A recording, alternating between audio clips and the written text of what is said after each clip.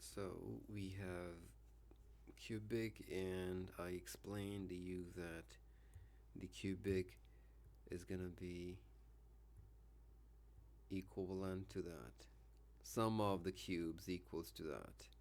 And I explain you here, if you expand the right hand side, you will get cancels. I mean, these four terms are gonna cancel out, and you will left with the cubes, sum of cubes. So we somehow proved that this is true for all ABs.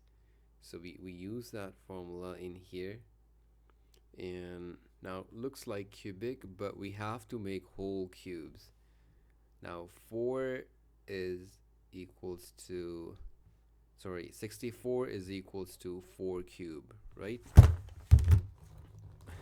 Hold for a second.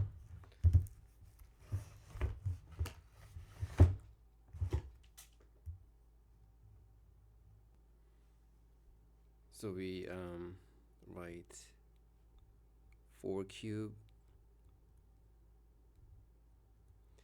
and 125 is 5 cube, right? Because 5 times 5 times 5 is 125. Now we got something which looks like whole cube. So I write 4x cube plus 5y cube. Now you compare them, it looks exactly like that one. I'm in the left hand side of that identity. It looks like that is is the same thing. So you just assume that this is your A and that is your B. So if you hide them, what you're gonna get, you will get this kind of form, A cubed. So that's your A, and this is your B, and you're gonna use the formula A plus B and then the whole thing. So by using that identity, I do A plus B, right? A plus B, and then bracket, we have A squared, and my A is 4x. And when you square the whole thing, because I'm considering that green part as a. And then I have negative A put in a bracket because I times it by B. B's 5y, and then I have plus B squared, square root of 5y.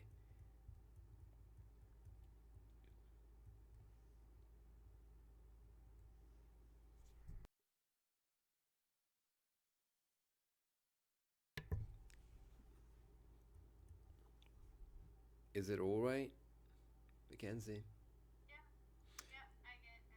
Good. So next thing is we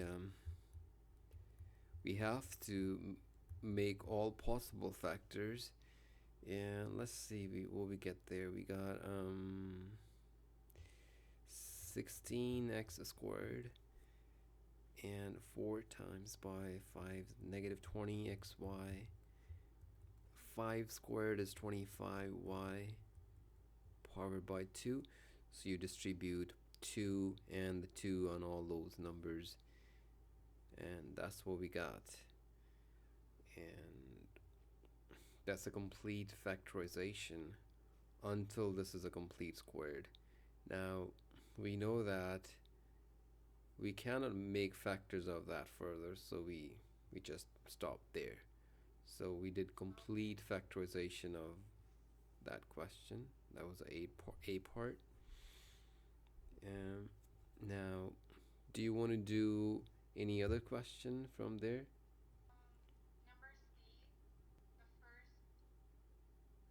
Mm-hmm.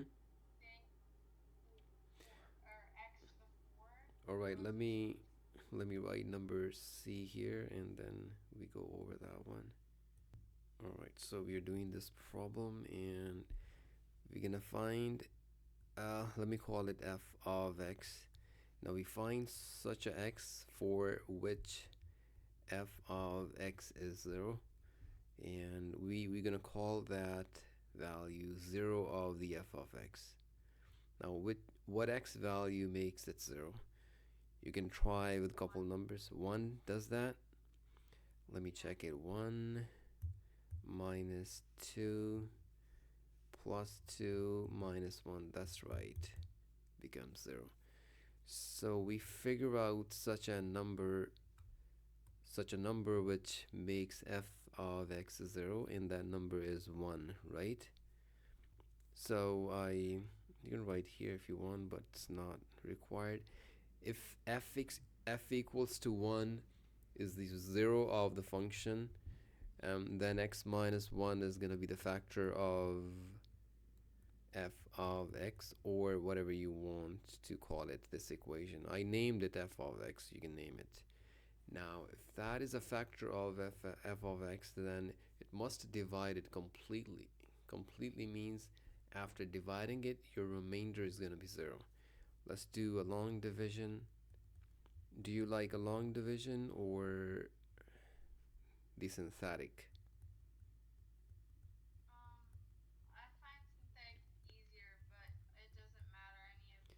Synthetic, you have to, yeah, remember a couple things about them when we start. But the long division is kind of, you don't have to. It's just a kind of straightforward. It's just extension of not normal division, right? Now, in order to get x cubed, we need x. In order to get x raised by 4, I need x times by x cubed. And then I do minus 1 times by that.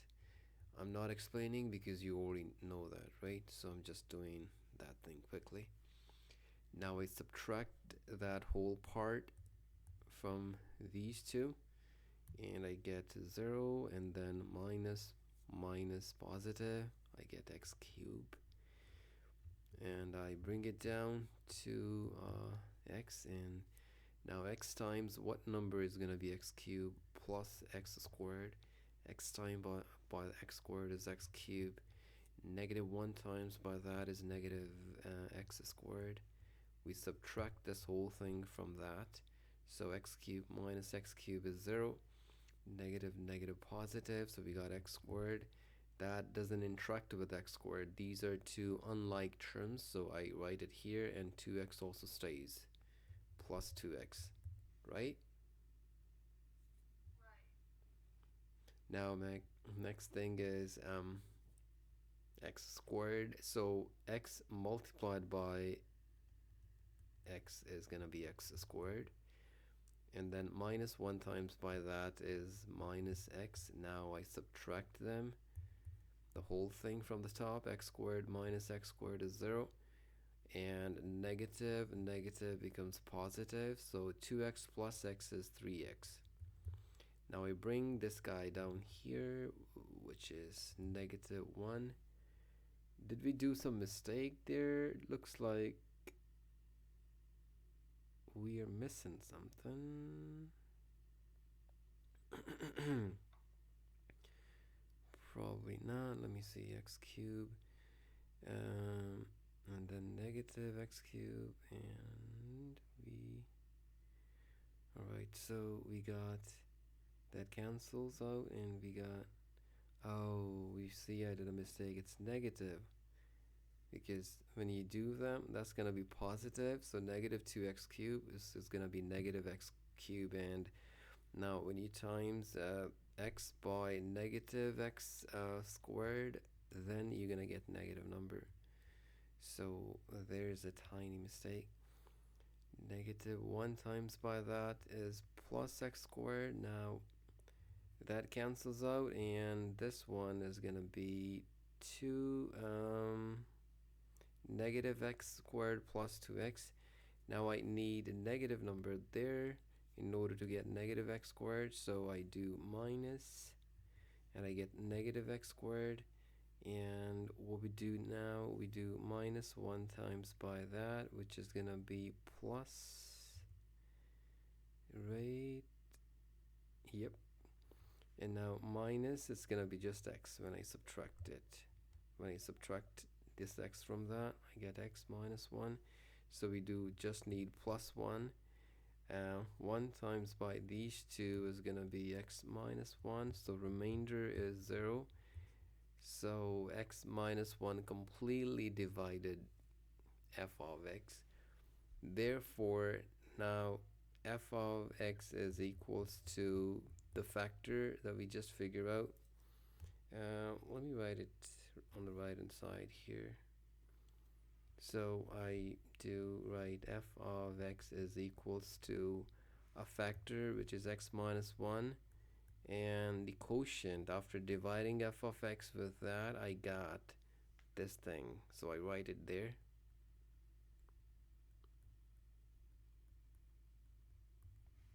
Is it right, Mac? All right, so let's do the next part. I um, I just get rid of this part because I think we don't need it. All right, so now we make factors of that cubic. Now, in order to find factors of that cubic, you have to repeat the same process, right? So you have to know a number which makes it zero. Let me call it g of x is equals to x cubed minus x squared plus minus x plus 1. That was that. Yes.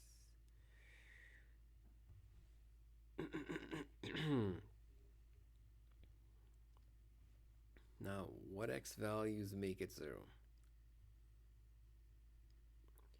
Um, 1 makes it 0? Yes. Right? Because we're gonna get g of 1 is gonna be 1 minus 1 minus 1 plus 1. So x equals to 1 is the root of g of x. Therefore, x minus 1 is gonna be the factor of g of x. That means it divides it. Now let me divide it by x minus 1. It's the same process.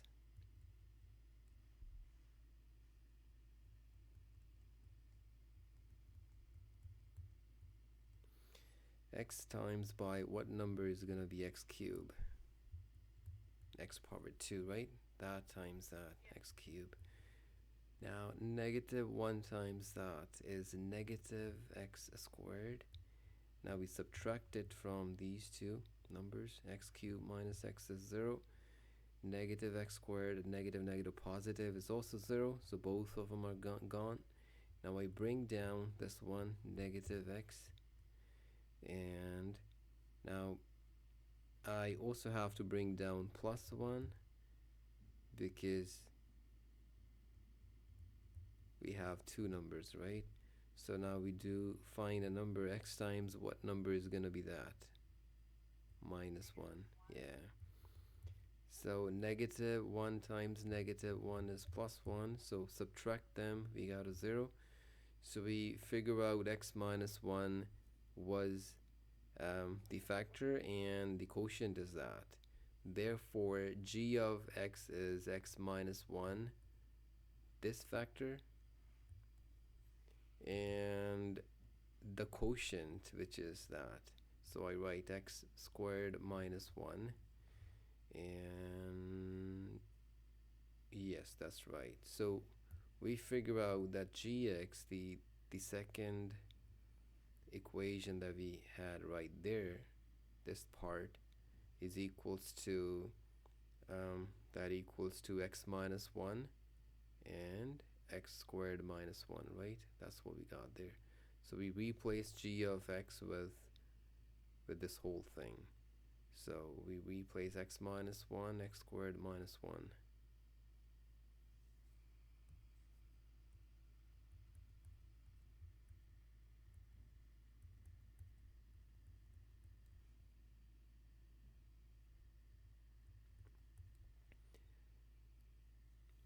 Now, 1, 2, these are linear factors, but that is a second power. We have a power 2.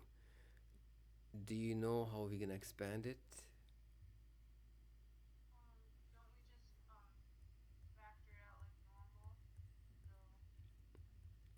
What do you mean by normal? we do the differences of square because 1 can be written as 1 squared. So we have squares and the differences of squares. So differences of squares can be written as x minus 1, x plus 1, right? So we do complete factorization. Now in this factorization, three factors are exactly same. That means we have root 1 repeating 3 many times. So the order of root x equals to 1 is 3, and that is a unique root. That's just a 1, x equals to minus 1. But if you equate that factor to 0, you're going to get x equals to 1. So root 1, its order is 3, and the root negative 1 is the 1. Well, that's the kind of, extra stuff. You don't have to know that. So simply in this question, we make factors of, let me separate it from that part.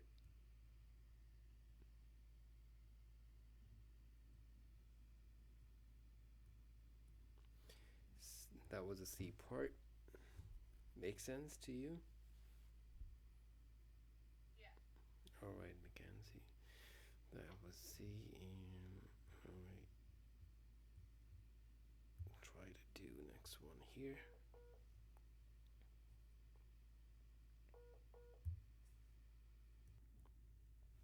Alright, that is the question.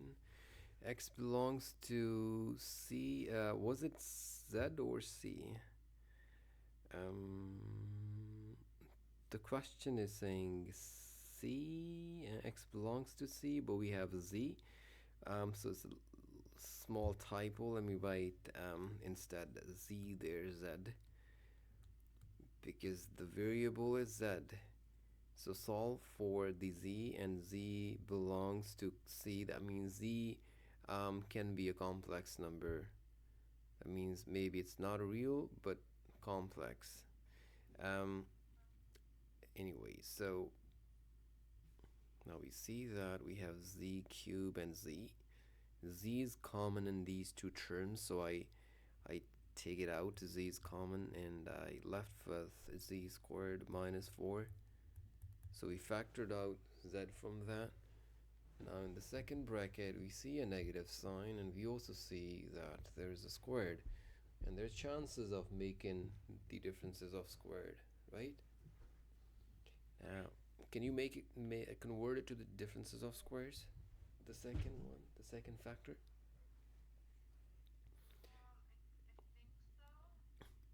Yeah, you can do that. Differences of squares looks like that. Two squares and whole squared, squared on the whole number, and then negative sign between them. We can write it as a minus b multiplied by a plus b. You already know that, right? Now we have to establish whole squared. Now that is not a whole squared, it's just a squared of z. We have to make a whole squared. That means you have to involve 9. Now in order to involve 9, you do 3 squared, because 3 squared is 9. So we replace 9 by 3 power 2. So we can write 3z whole squared. Right? 3z squared is 9z squared. Minus 4 can be written as whole squared. That is 2 power 2. Now we got 2 squares which are whole and negative sign. Now what we do, we use that formula and we write the differences of a and b and the sum of a and b. That's my a, this is my b. My a is 3z plus b is 2. So by using that relation, we established that. Now the multiplication is 0. That means one of the brackets must be 0. If the first one is 0, then we have to say z is 0. Now the second factor is 0, then again this whole thing can convert into 0. The second factor is 3z minus 2 equals to 0, which implies that 3z is 2, and we divide it by 3, we get this 2 over 3. So that is the case when z is 2 over 3, the middle factor is going to turn into 0, and hence the whole left side turns into 0. And then we have 3z plus 2 equals to 0, and we solve it for that relation, and z is going to be, let me do it step by step, minus 2 over 3. So these are three values which makes that whole thing equals to 0, right? And z is a complex number, and z is a plus iota b. I don't know if they taught you the complex number. Let me have a look at that. All right, let me resume that. So the complex numbers looks like a plus some number, for example 2 plus square root of negative 2. So we write it as 2 plus square root of 2 and square root of minus 1. So this part we call it imaginary part, and square root of negative 1 we call it iota. So the whole this whole number is a complex number. So complex number is a like part of real. I mean, there's a real part and there's imaginary part, right? That's the imaginary part. There we have the square root of negative 1, which is not defined in real plane. So this is something imaginary that we assume as we treat it as a kind of, the y-axis. So the Cartesian or Gaussian plane is made of x and y component. X variable is going to represent the a's or the real part, and complex plane. Now the real plane is just a straight line, but a complex is having like 2 dimensions. We use 2 dimensions to write down all possible complex numbers, because every complex number is made of real part plus some imaginary part. So all the points on that are the complex numbers. So a complex number is the generalization of the straight line. So we have infinite many lines which make complex number, or complex plane, sorry. So complex plane is far bigger than the real line. It's so big. So they use the complex numbers in physics, so there are a lot of applications of complex numbers, and there's a like diverse field of studies of complex numbers. Anyways, we had a z, and we figure out z is 2 over 3 and negative 2 over 3, and yeah, so they can write, because real numbers, the set of all real numbers is the subset of complex numbers. So complex number include all the real numbers. So if you have to write your answers, you can write in a format of complex. So instead of writing 0, you write 0 plus 0 iota, and this one you can write 0 iota in the end, right? So every real number can be written as a complex number. So that was that. I hope that makes sense to you. Okay, so next problem. So 7D. So we got a cubic, and we're gonna do the same thing. Find out x value which makes this whole thing 0. Right? So find out a number which turns this whole thing into 0. So we do it by trial. Now 1 for sure is not gonna make any difference because we have negative 45, so we have to try with big numbers and see what we get. So we figure out x equals to 3 makes left hand side equals to right hand side. That means it turns left hand side into 0, because 3 cube is that, and this is gonna be that, and minus 45 turns it into 0, right? So now since we have that, we make a factor. So if that is the 0, therefore the factor of that is going to be x minus 3. X minus 3 is the factor um, of f of x. Let me call this thing f of x, right? That part. You don't have to write it, but just imagine that that's some function. So x minus 3 is the factor of f of x. Now if that is a factor of that, that means it's going to divide, this is going to divide this whole thing, and the remainder is going to be 0. Let's do that quickly. X minus 3, I can do it on right hand side, because I'll be writing answers there. So I write x minus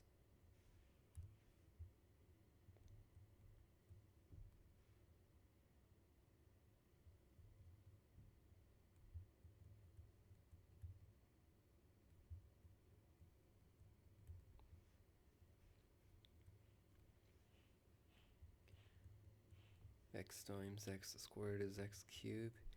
Negative 3 times that is going to be negative 3. And we subtract it. I'm going to put a bracket. Looks good. X cubed minus x cubed 0. 2 plus 3 is plus 5x squared. Bring negative 45 down. Now we do this times what number is going to be that? X times by plus 5x is going to be 5x squared. So we times that with that. Now we do minus 3 with 5x. Looks like I did a mistake. Let me go quickly back. Yes. Nope. No, I didn't do any mistake. Anyways, negative 3 times that is negative 15x. Why I thought I did a mistake? Because we don't have x term in there, but it's not a big deal. Now we have to subtract this whole thing from that. They cancels, but negative 45 and 15x, those are two different terms, and they cannot operate. They cannot add up or subtract, unlike terms. So we do negative plus 15x, and minus 45 stays there. Now x times by what number is going to be 15x? X times by 15, yeah, plus 15. X times that is this. Minus 3 times by that is that. Subtracted from the top, 0. Therefore, the left hand side, which is that, equals to x minus 3 multiplied by that. Now we write it down here. So this equals to x minus 3 bracket x squared plus 5x plus 15.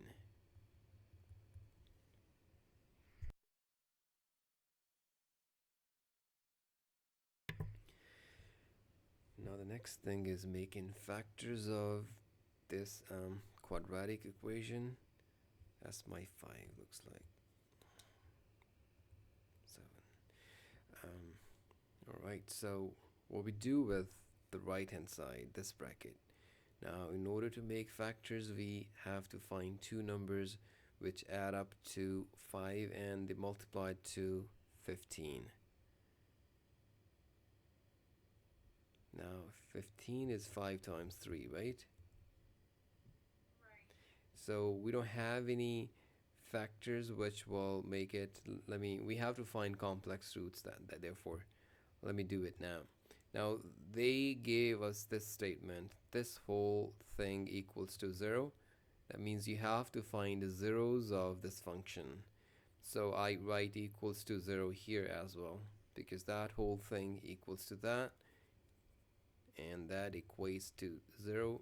Now here I'm gonna solve that part. Now, when we say that equals to 0, therefore one of the brackets must be 0. If the first bracket is 0, that means x equals to 3. If the second bracket, which is a quadratic equation, is 0, now we clearly know that there are no two numbers which add up to 5 and times to 15. So we will not make factors as we do with two numbers and we break down the middle one, right? So we don't do the traditional thing. Rather, we use quadratic formula. According to that, we write minus b. B is 5 plus minus square root of b squared. B is 5, so 5 squared minus 4ac. A is 1, C is 15, divided by 2a. A is just 1, right? You can write 1, doesn't affect it. So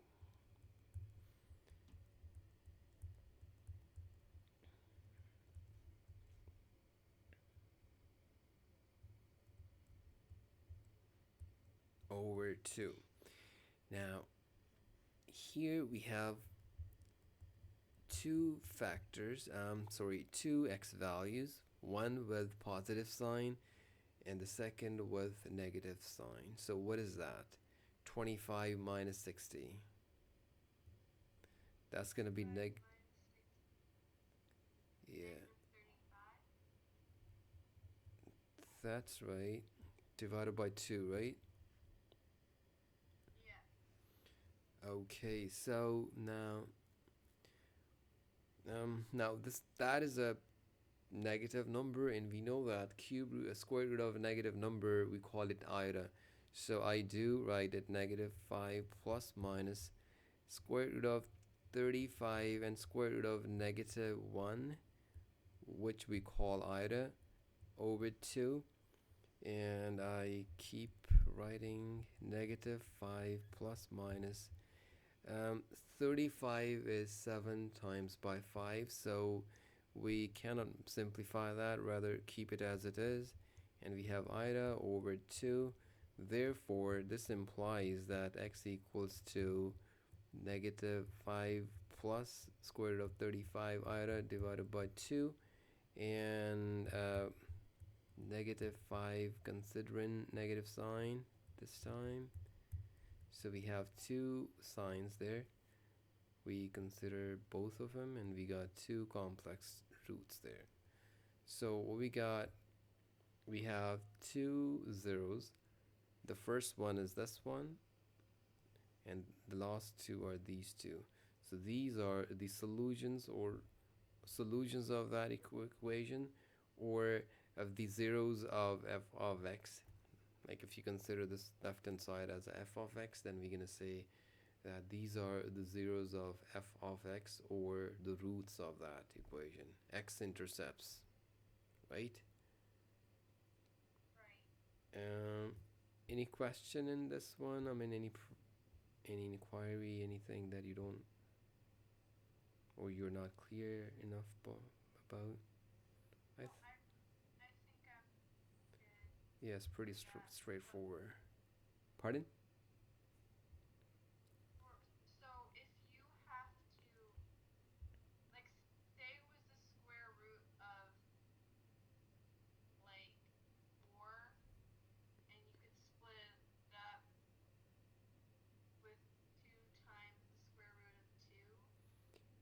You mean here? Are you talking about last steps? What part are you talking about?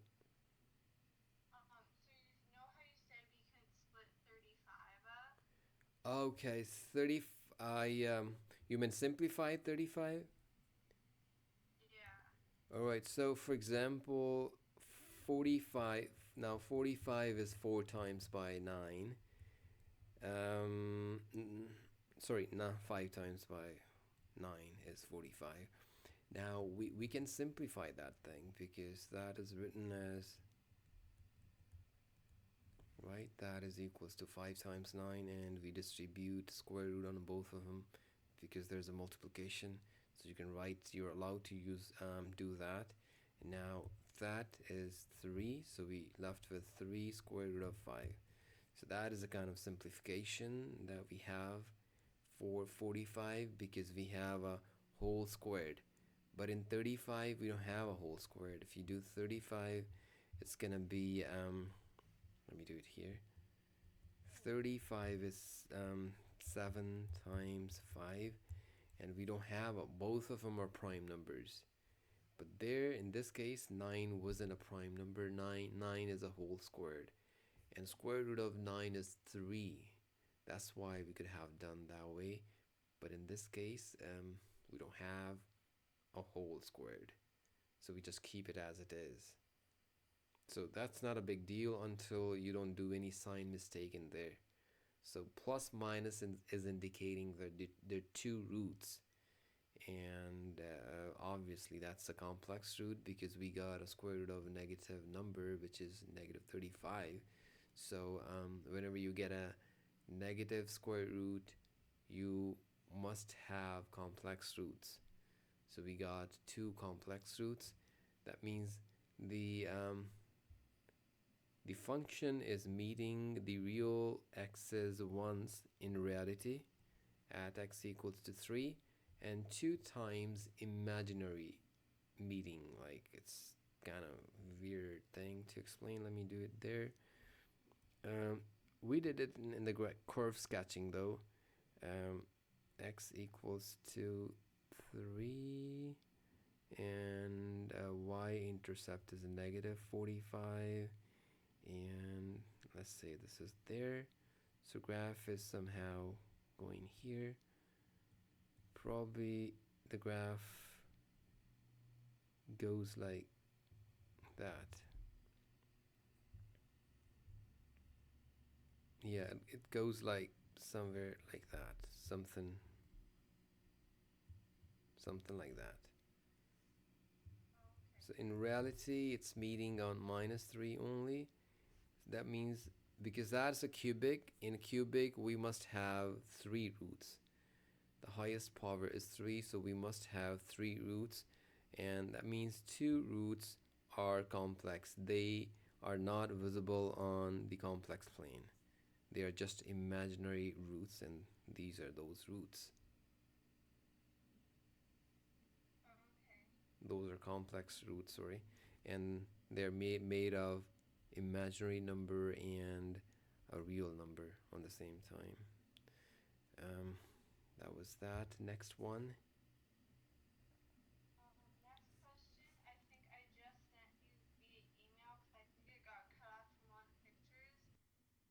So now we have to find gx when it's less than 0. So g of x is this whole thing, so I'm gonna write negative 2 x cubed bracket x minus 2 is less than 0. Now this whole thing is less than 0. In order to find the critical points, now this graph, like this is a cubic, it's gonna be something like that, right? So some part of g of x is positive. If you look at this part, it's a positive part, right? So this part of g of x is positive. That's just a hypothetical graph that I made here. If we assume that gx looks like that, then we're gonna say this interval is the answer and this interval is also the answer. So whenever x lies in here or x lies in that part, g of x is gonna be positive. It's above this line, right? That's a positive part. And g of x is negative in here. That's a negative x-axis, negative y-axis. So negative in this area and negative right here. So now we have to find those intervals where your g of x is above the x-axis. Below the x-axis because they're saying less than 0.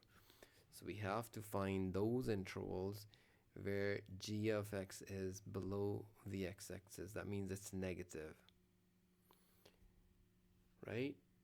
Now, in order to do that was just a geometry. Let me keep it there because that was to understand it. There's no link with this problem because we don't know the graph of that. And we are not doing geometrically, we're doing algebraically. So now the first thing is find those those x values which make x 0.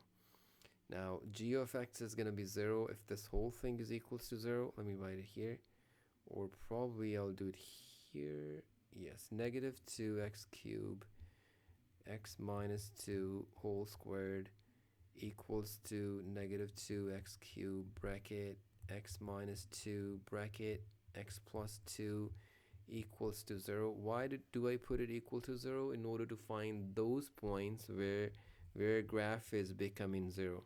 Like in this graph, the point, this one, and these points are those points where the function is 0.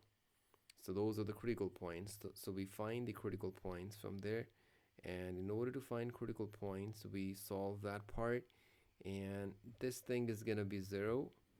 That whole thing is 0 if left hand side is 0. Therefore, when x equals to 0, or when x equals to 2 and x equals to minus 3. So these are 3 critical points in this case. Good. That's my bet. It's minus 2. Now, next thing is we make interval where we will figure out the values of the sign of g of x. Now g of x is made of 3 factors, and they are x 2x cubed. Let me write the whole thing, negative 2x cubed, and then I have x minus 2, so I write x minus 2x plus 2, right? That is that. Now I write down all the intervals. So we have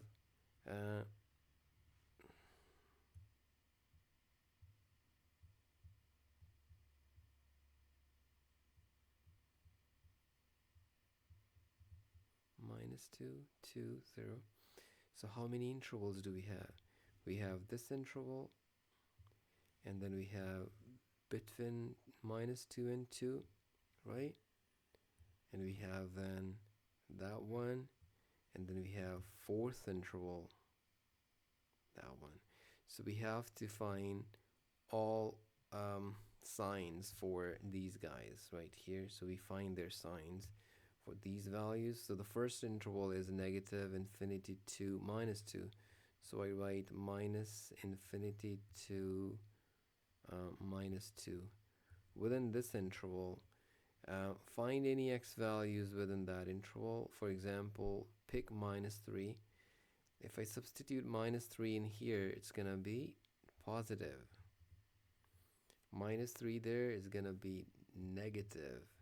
Minus 3 here, negative. Now I pick the second interval, minus 2 to 0.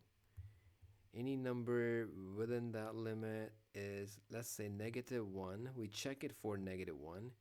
Negative 1 makes it positive.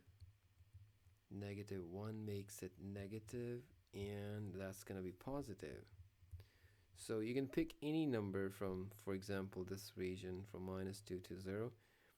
If one number is satisfying certain thing, the whole thing must be satisfying. So we checked for minus 1, so it's going to satisfy rest of the numbers within that.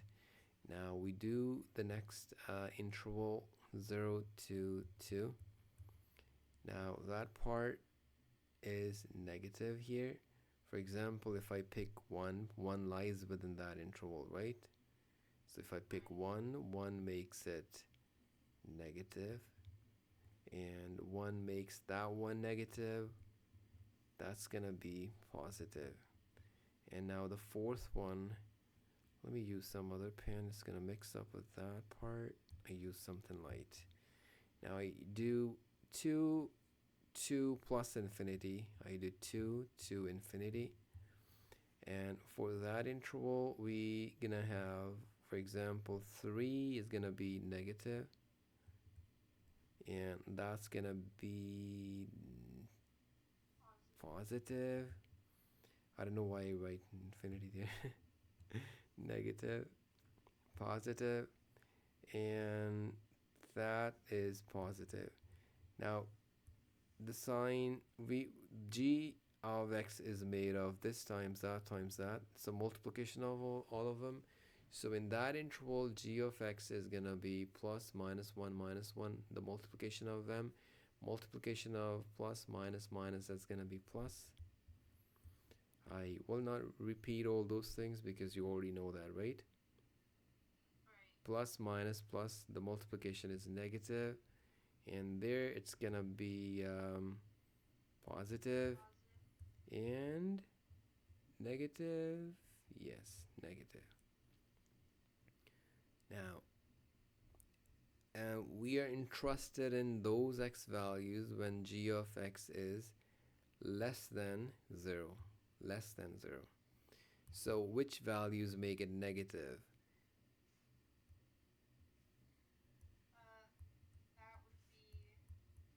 This interval and that interval.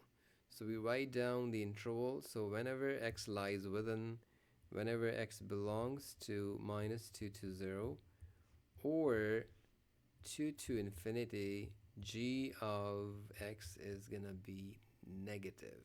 That means less than 0. Now we can do the real line representation 0. So the answer is gonna be that and this one, and it leads to infinity. That leads to negative infinity.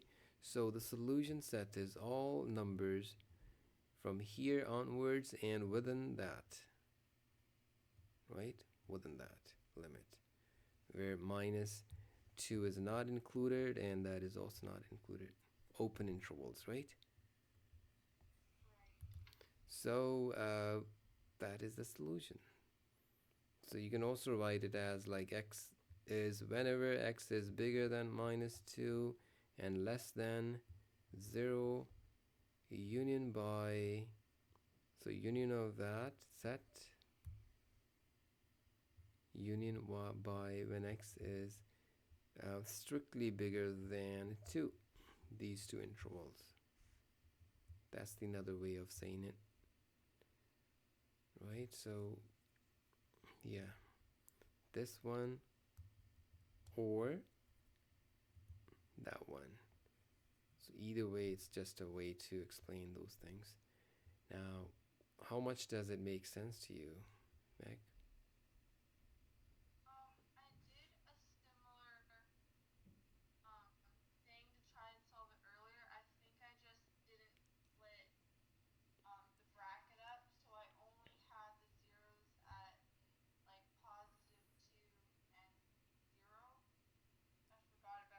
Zero. Oh, gotcha. Yeah, those are the critical points. The critical points are those points where your function becomes 0. So function means the y value. So y is gonna be 0 on this line. Y is positive here, negative down here, and y is 0. So these critical point, because they're gonna distinct, they're gonna separate the domain. They're gonna make sections of the domain. Now this domain negative, that domain making function positive, this interval of the domain negative, that interval of the domain is making function positive, right? So we always do find the critical points. In order to find critical points, we put this thing, the g of x equals to 0, right? In reality, we have to do find those x values when gx is less than 0. but we do put it equal to 0 in order to find critical points. I think it makes sense to you now. All right, that was that question, and now I'll take your next problem.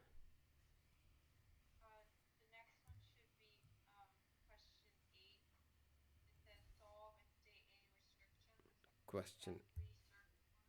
Oh,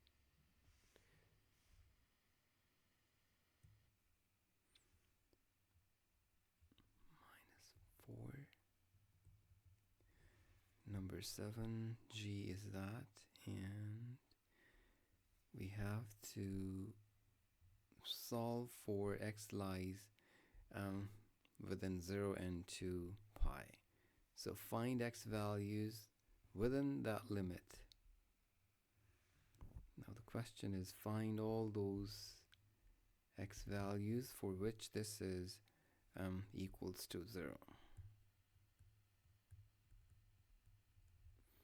Find x which is bigger than 0, less than, equals to 360 pi. Alright, so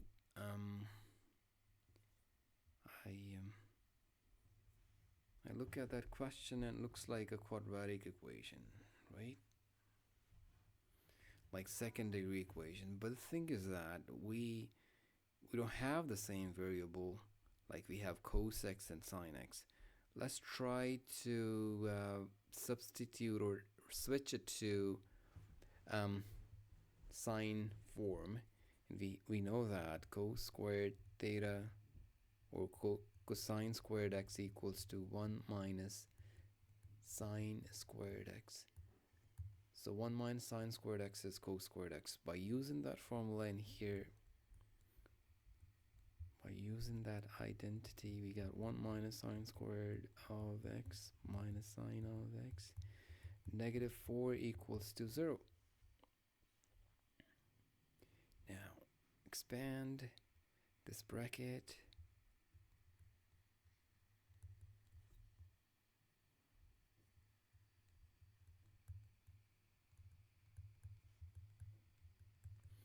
Now, we got squared and single degree and a constant, so I write negative 6 sine. They add up 6 minus 4, 2. Now it looks like a quadratic equation, and in order to make looks like quadratic, we substitute, we put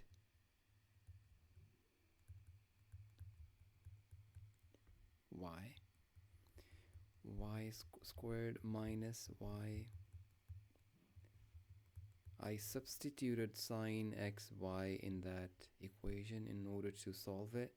You can do it without that substitution, but it's good to make it more simple looking because you're still learning the things, so you're not that expert. So switch it to that, do the factors.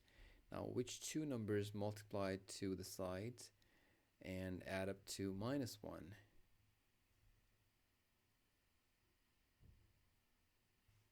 Now that is 12, and we know that 4 times 3 is 12, right? But I need -1, so we do -4 and 3, both the times to -12, and the sum of them is -1. So I substitute them there. Substitute means I break it down. -y, I write -4 plus 3y and -2y is common.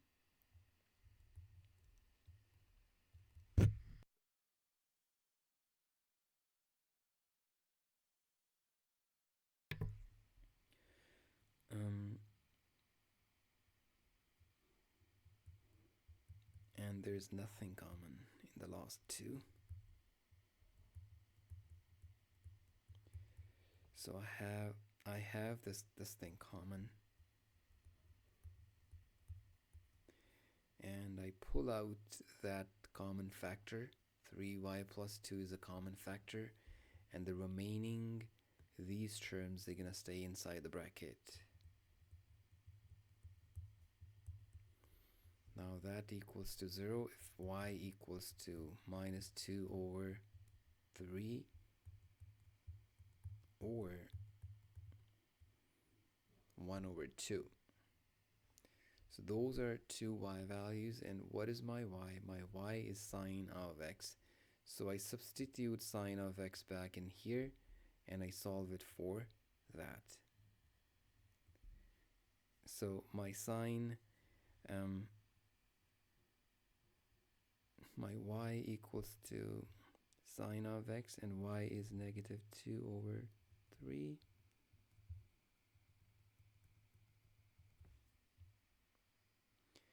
And y is sine of x, so we do substitute.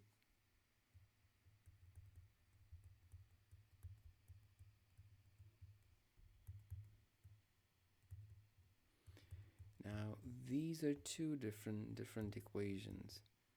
So we solve them for the x values. Now that is negative. It looks like the x lies within third and fourth quadrant, because according to cosine, all of them sine and tangent cast. Cosine is positive in fourth and sine is positive in the second, and all of them are positive here, right? So the sine is negative this time, so that means the line is gonna lie within the third quadrant or the fourth, the terminal arm. So we have to find that angle and this angle. Now in order to find those angles that I made there, I have to find the related acute angle, this angle. We have to figure out that. It's the same as there. Now in order to find related acute angle, I move sine to the right hand side. It's gonna be sine inverse of negative 2.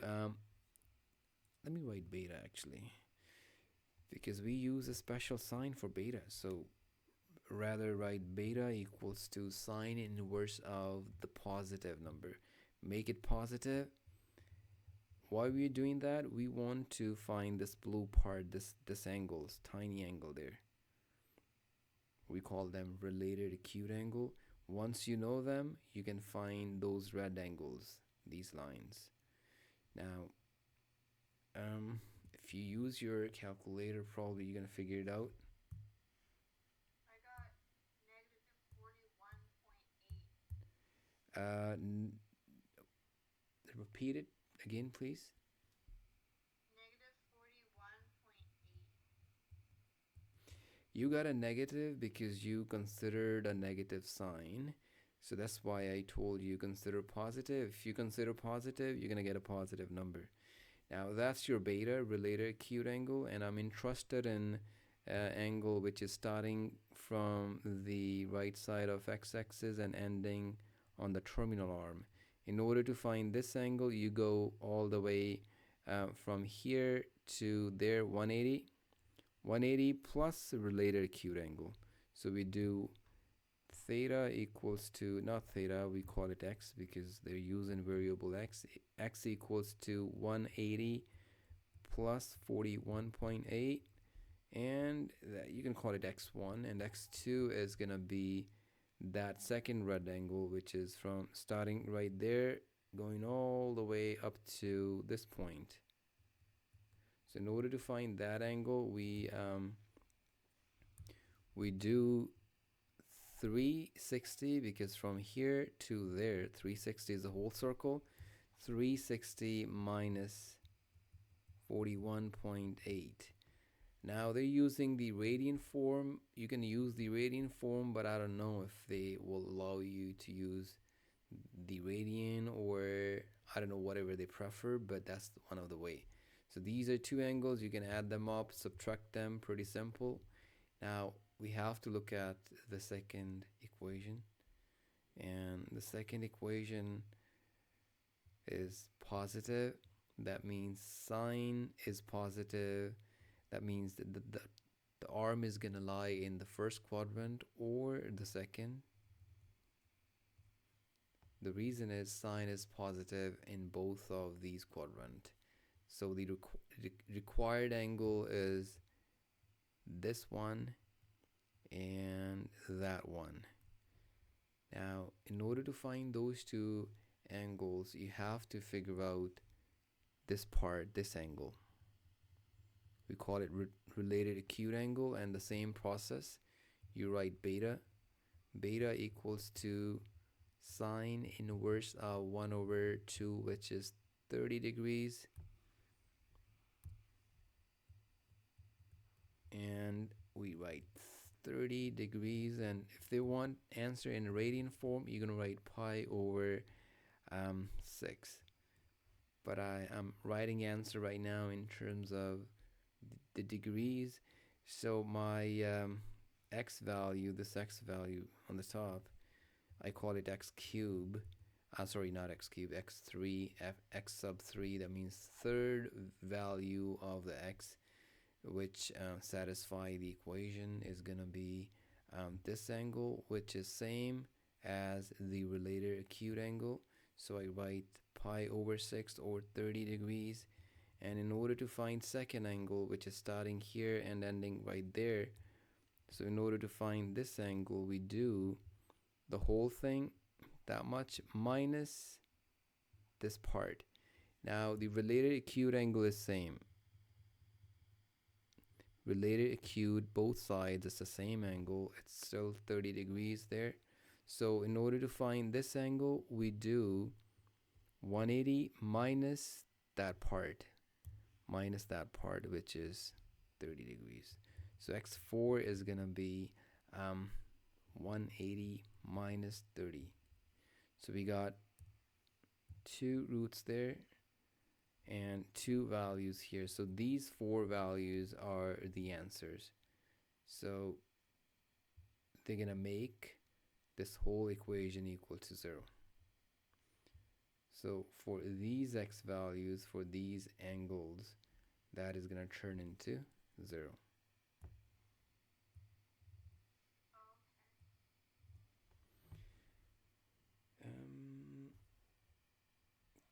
Yes, makes sense to you? Wasn't that difficult and wasn't straightforward on the same time? You have to know the concepts to answer these kind of questions. Yeah. Okay, Mac, let's go to the next problem now. So in the next two pictures I showed you, there should be one with 8 with 3 circled answers, and one with 15 left.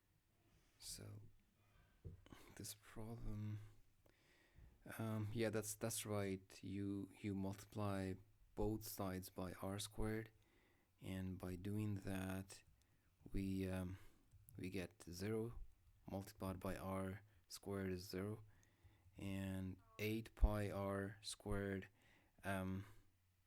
is gonna be 8 pi r cube minus 2000, right? How did you get cube? Because we already have our r there, 8 pi r, and if you times r by r squared, it's gonna turn into our r cube. Oh, okay. And now there we have 4 common. Yeah, 4 is dividing it. I divide both sides by 4, and by doing that, just hold for a second. Okay, so now we divide them by 4.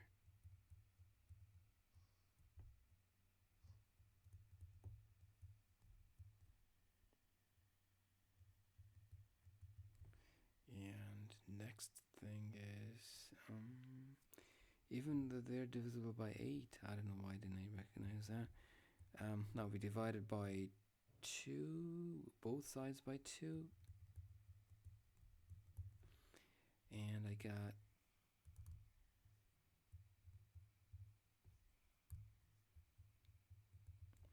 now I move 250 to the left side and cube root of that. Or we can do the differences of the cubes. I don't know how. We have to find all the roots of the r because this is a cubic, so we have to do the differences of cubic in this case. You see, we're gonna find, we will not be able to find all the roots until we use the cubic formula. And let me write down the formula there. So that is the differences of the cubes. And by using it, now we have to convert it in terms of cube. So what we do cube root of pi and r whole cube minus cube root of that is 5 times 5 times 10. I think, yeah, there's 1 5 because that is gonna give you 5 cubed times by 2. So we already have 5 cubed times by 2, so I write 5 square root of, cube root of 2 and cube of that. Now we use the differences of cube, that formula a minus b, that is your a, this is your b, so we do a minus b cube root of that, bracket a squared, square root of that is gonna be pi 2 over 3 r squared minus plus ab, yeah, a squared plus ab, that means this times that, which is gonna be 5 cube root of 2 pi and r, and we do b squared, b is that, plus b squared 25. So that equals to 0. So that whole thing is equals to 0. Therefore, that is 0, or that whole bracket is 0. So this thing is going to turn into 0 if cube root of pi r equals to 5 cube root of 2. Therefore, when r equals to, we divide both sides by cube root of pi, it's gonna be 2 over pi cube root of that. And there we have to use quadratic equation because we have r powered by 2. That's a second degree equation in there. Second degree, I mean polynomial. So in second degree polynomial, we use quadratic formula. So we're gonna do minus b plus minus, let me write it down, all those numbers. Minus b means minus of that whole thing. Plus minus b squared. B squared means square root of that, which is going to be 25 2 powered by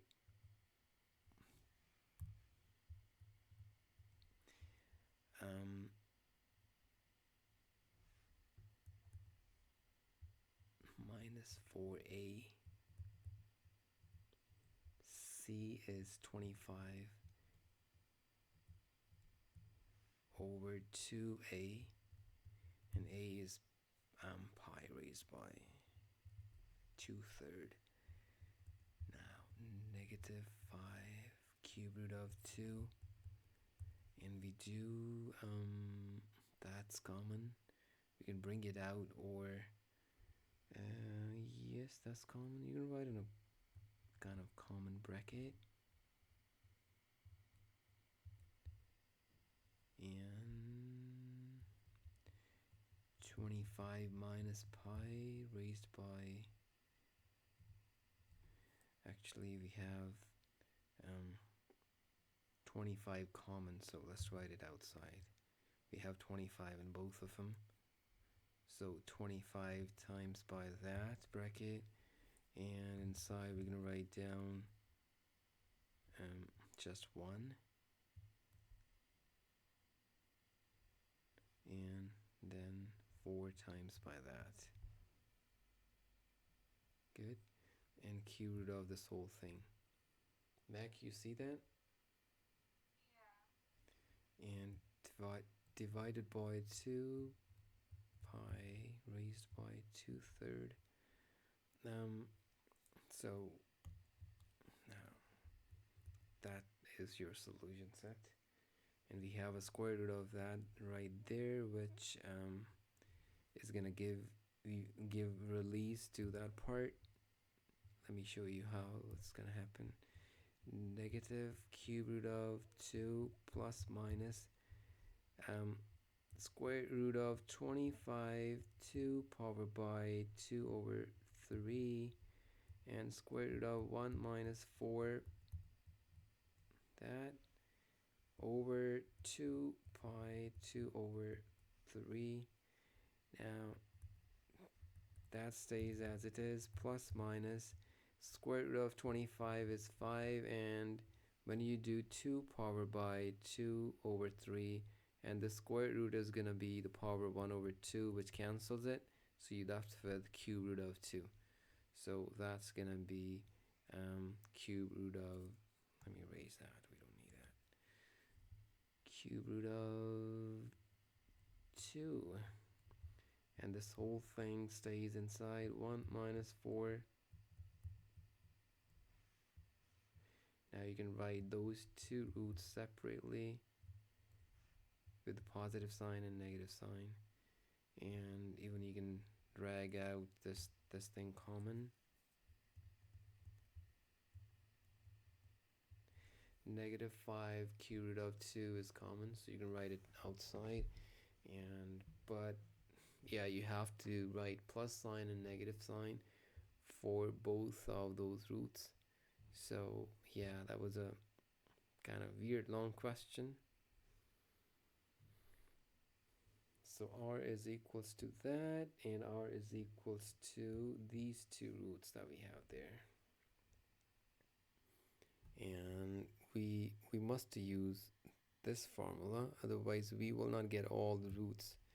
We will get only limited roots if we don't use the identity to make factors of that.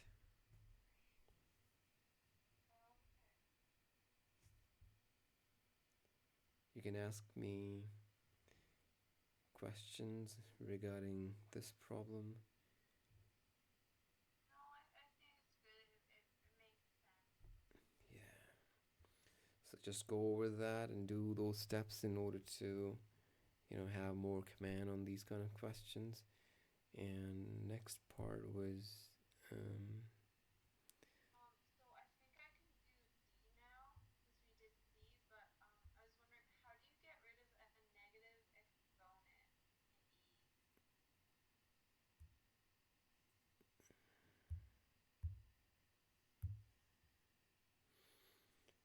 in D, right? E. in E? E. Okay. Is it negative exponent? Mm-hmm. I'm not sure how to get rid of it. All right, so let's do that.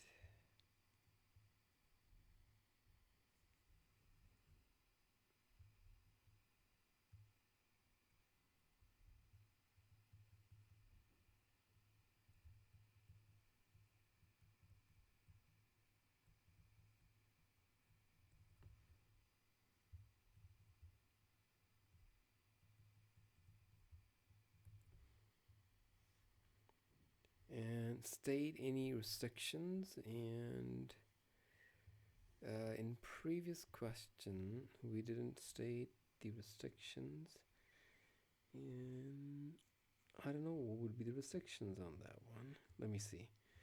Oh yeah, here we multiply both sides by r squared, so you have to say that r is not 0, because you Even there, r cannot be 0. Yeah, that's true. So I think that's the only restriction, because when you do multiply it by r squared, you cancel it, and if they're 0 0, you cannot cancel them. So the cancellation is only possible when they are not 0. So this restriction was important. That's the restriction on that one. And now this problem, um I just follow my instinct. I follow, um move it to the left hand side.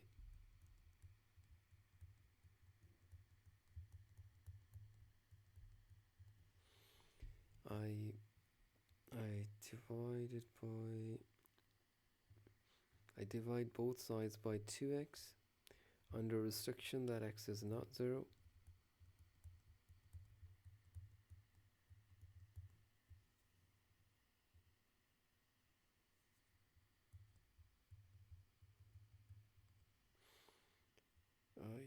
I divide both sides by 2x, it disappears, and the restrictions goes right away. Whenever you whenever you cancel something, the agreement is that the bottom part is not 0. I divided by 2. 2x over 2x is 1, right? So, Guys, internet? pardon? Oh, nothing. Alright, so that was that, Mackenzie. And now we power both sides by 2 in order to get rid of this sign, this 1 over half. So now it's,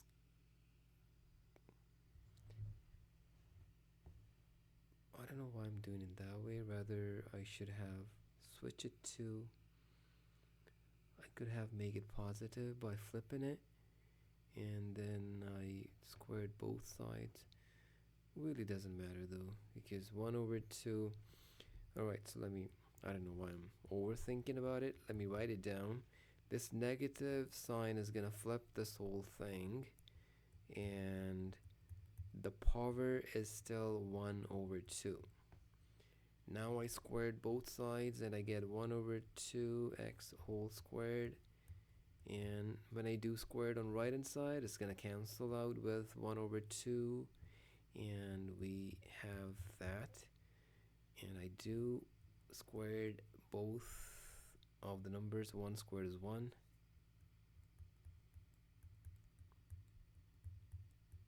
Now I do the cross multiplication. Basically, I should say I multiply both sides by x squared plus 1, and I multiply both sides by 4x as well. 4x squared. I multiply both sides by these bottom numbers, and then they're gonna cancel and this and appears in this form. And now I state the restrictions, and the restrictions are this is not 0, and the second was that guy which we divided by here. So we'll talk about that later on. Let's keep solving it. Now I got x squared plus 1. I move squared to the right hand side. Move everything to the right hand side. We're going to get 3x squared minus 1 equals to 0. Now that looks like, I think it's simple. I don't have to do that actually. I just write 1 over 3, and we do square root on both sides, and whenever we do square root, we write plus minus. So we got these two numbers as solutions, and that was a maximum power was 2. If you look at that, the maximum power was 2 when we switch them, but those are the restrictions that we have to play with. Now this restriction is telling you that it's not -1. That means x is not equals to square root of -1. That means x is not equals to either complex imaginary number or imaginary part. it's Right. not either. And second is that is not 0, simply that implies that x is not 0. So we got this restriction, that one, and one was a that was the same, similar one. So these are two restrictions. X is not 0, x is not either, and the answer is that.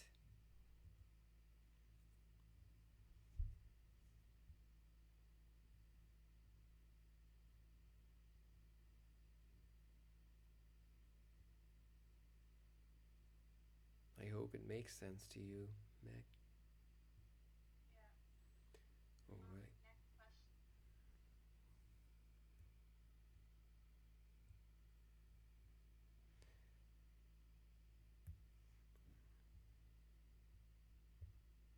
That was It E. it's just one last question. 15A. Oh, I'm 15A. yeah, on the last. Okay, so the problem number, whatever question was that, sine of that and cosine of y is given. So we have to find secant x minus y, and secant is going to be equals to 1 over cos x minus y, and we know that cos x minus y is going to be cos x multiplied by cos y plus sine x and sine y. Now, in order to evaluate it, we have to know all those ratios, trig ratios. Cos y is given, sine x is given, so we have to figure out and that one. Now we have the information for the sine of x, so sine of x, let me make a triangle, is a positive, um, and it's gonna be in the first quadrant or the second one. So the angle that we are talking about, let me make this triangle here. Now sine of x, which is right there, equals to opposite divided by hypotenuse. Now we have to find the base. Now in order to find base, you use Pythagorean theorem, and your answer is going to be 3. I just did in my head, but it's pretty simple to figure it out. And in the same sense, um, that is my x related acute angle, and I'm in beta, and the x is like this and this value. We don't have to go like into x. The thing is we have to find sine y. So sine y is gonna be in both cases um, sine of, no, sorry, what I'm doing, cos of x. We have to find cos of x. Now we have two options. And now look at the x. They're saying x is in the first quadrant, so we have to forget about the second quadrant. We just erase it. Meg, did you get that? Yeah. Okay, so we're just doing with the x. So now the cos of x, that's what we have to figure out. Cos of x, I write it here. Um, Cosine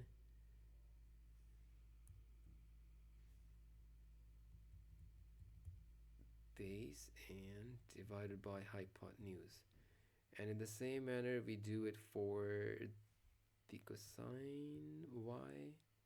Cosine y is negative, so probably it's in the second quadrant or the third one. But we're gonna look at the domain. They're saying y is within the second quadrant, within second. So I erase that triangle. I just do in the context of that. And we have cos of related acute equals to, now it's negative y.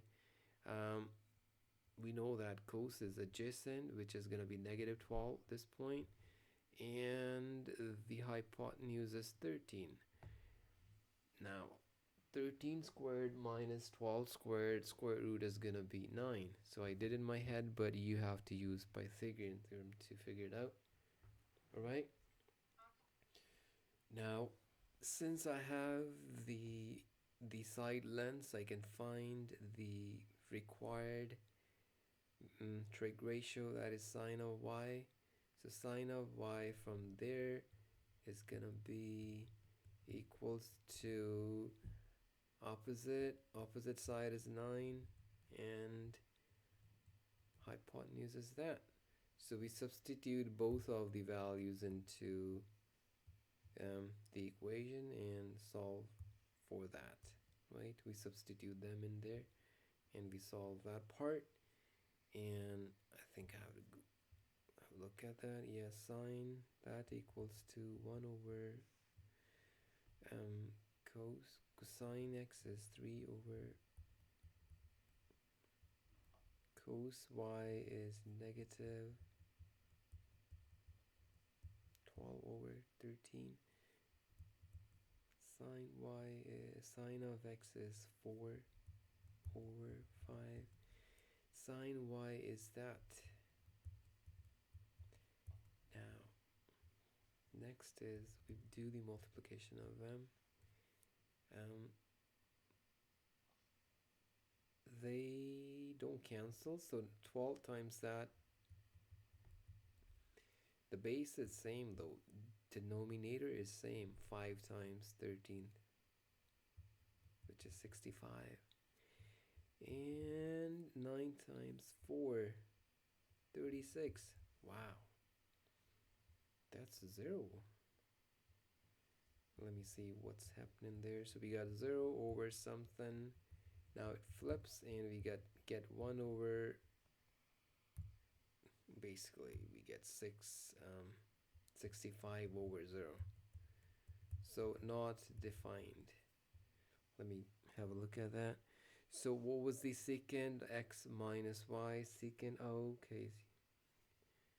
Yeah, so we got 1 over, yeah, it's not defined. Secant of x minus y is not defined. Yes, the reason was cosine of x minus y, which is gonna be x minus y. Yeah, it's because cosine becomes a 0 sometimes, right? Cosine, the graph of cos, if you look at that, it starts there, becomes 0, negative 0. So these 2 points, on these 2 points, cosine is 0. So whenever cosine is gonna be 0, this whole thing turns into 1 over 0. And 1 over 0 is not defined. Oh, okay. Yeah. What was the answer in the back of this? So the answer is not listed. I think it's I don't know what was that, but the answer is not defined. That means we don't have the definition for that part. We don't know what is that. And the reason is Oh, because cosine turns 0 for whatever angle we have, x minus y. So was a nice question though. That was yeah. everything for tonight. Yep. Okay, Meg, you can watch that video on www.londonmathsolutions.ca or on the YouTube channel, and I'll upload it. Okay. Yeah, so have a good night and all the best for your exam. And if you still have any questions, you just text me. I will be up for a couple more hours.